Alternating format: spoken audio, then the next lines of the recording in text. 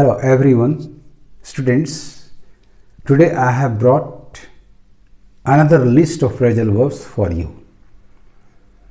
Phrasal verbs वे verbs हैं जिनमें preposition या एडवर्ब्स लगाकर उनके नए अर्थ प्राप्त किए जाते हैं।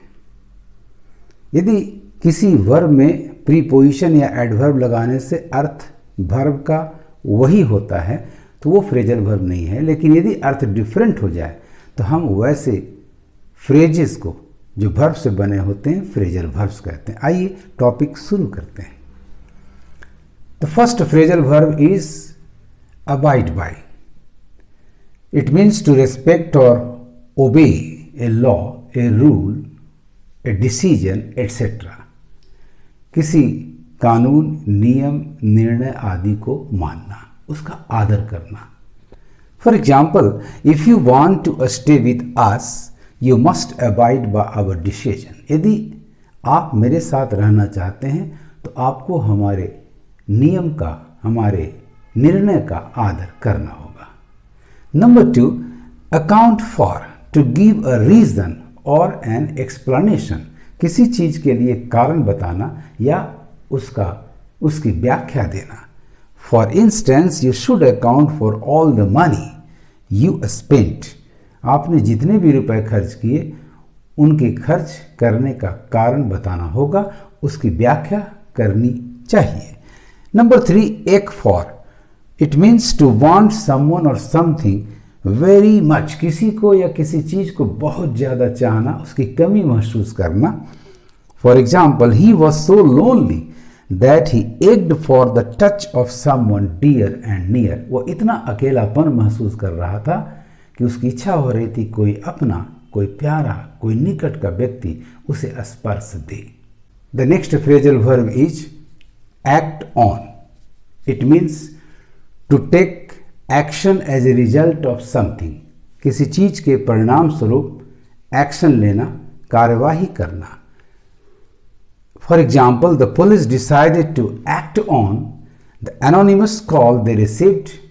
पुलिस को जो गुमनाम कॉल आया उस पर वो कार्रवाई करने का निर्णय लिया। The next one is act out। It means to demonstrate something with gestures and actions। For instance, the children acted out a comedy scene in the classroom। Act out का मतलब होता है किसी चीज को अभाव से, एक्शन से डिमॉन्स्ट्रेट करना, दिखलाना। The children acted out A comedy seen in the classroom. बच्चों ने एक हास्य दृश्य का मंचन वर्ग में किया, उसे एक्ट किया। The next one is active. It means to cause pain or annoyance by functioning badly. गलत तरीके से या खराब तरीके से काम करके दर्द पैदा करना या परेशान करना। For instance, mother's poor knee is acting up again.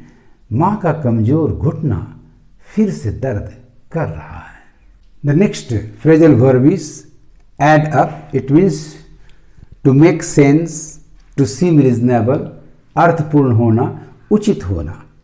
For example, she explained what happened but the details she gave just don't add up. उसने एक्सप्लेन किया, उसने बताया कि उसके साथ क्या हुआ, लेकिन जो भी विस्तृत जानकारी उसने दी वो अर्थपूर्ण नहीं था, उचित नहीं था। The next one is adhere to.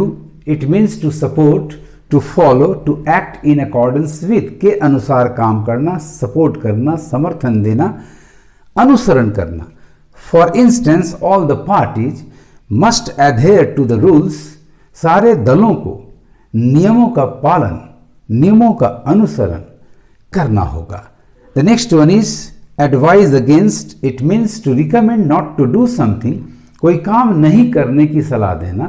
For instance, the doctor advised him against smoking.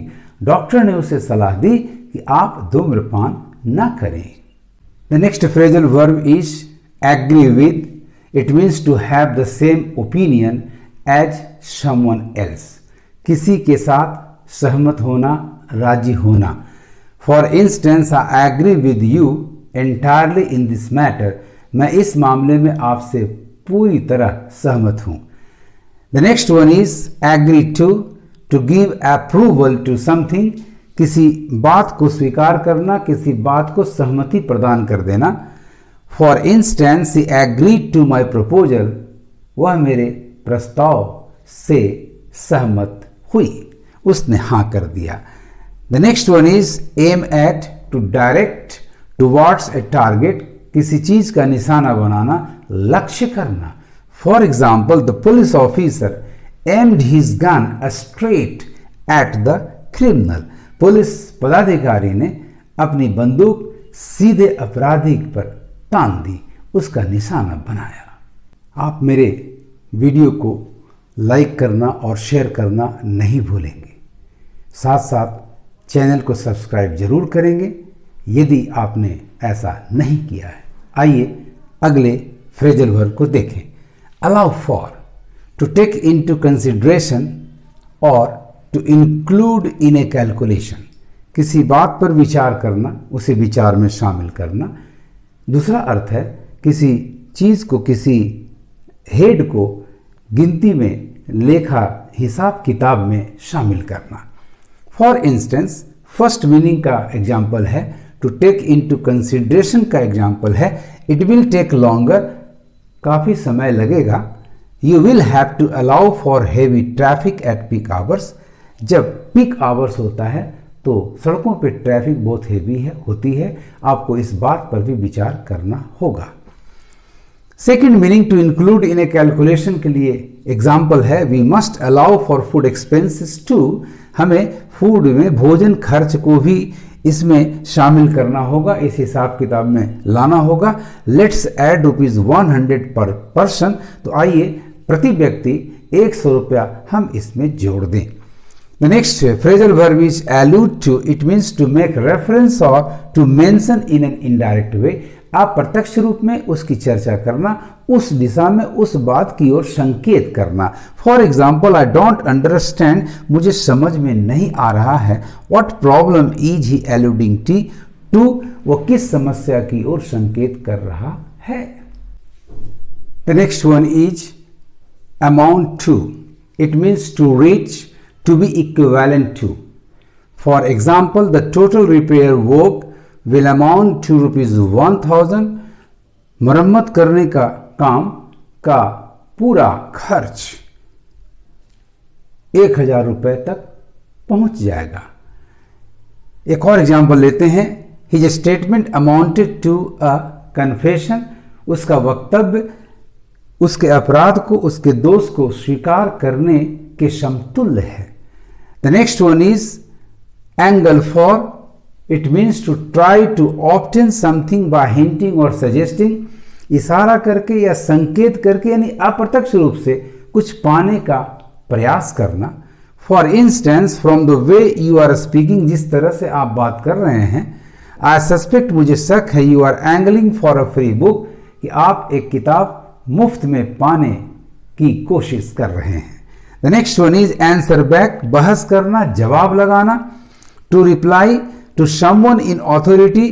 उस व्यक्ति से बहस करना जो अथॉरिटी में है, जैसे योर टीचर, जैसे your parents. When you are expected to be silent. जबकि आपसे अपेक्षा की जाती है कि आप चुपचाप रहें. For example, I am your teacher. I am your teacher. Don't answer back. मैं आपका शिक्षक हूं, मुझसे बहस मत करो. The next phrasal verb is answer for. It means to be held responsible for something. किसी चीज के लिए जिम्मेवार या उत्तरदायी होना. Parents generally have to answer for their children's behavior.